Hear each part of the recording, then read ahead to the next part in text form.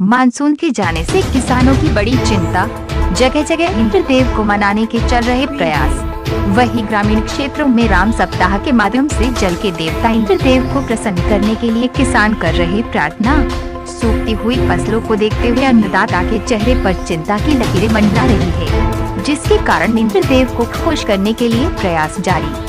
सामाजिक कार्यकर्ता मनुबाई माली ने बताया, ग्राम आमला में इंद्रदेव को प्रसन्न करने के लिए राम सप्ताह का आयोजन किया गया।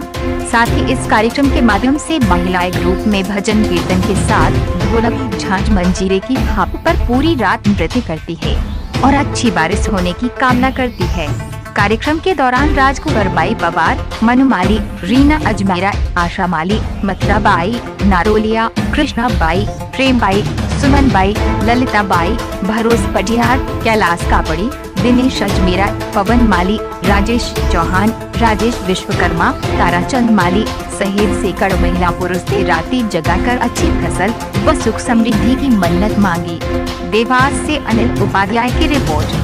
आज हमने सप्ताह बिठाई थी। सब किसान की फसल सूख रही है, सोयाबीन खराब हो रहा है, अच्छा, पानी नहीं आ रहा है, परेशान है। इसको बिठाए क्या भगवान का भजन कर रहा है, रात जगा कर रहा है, जोत जल रही, पूरी रात से जग रहा है। लेकिन हमने इसलिए बिठाई थी कि इंद्रदेव प्रसन्न होकर बारिश होगी।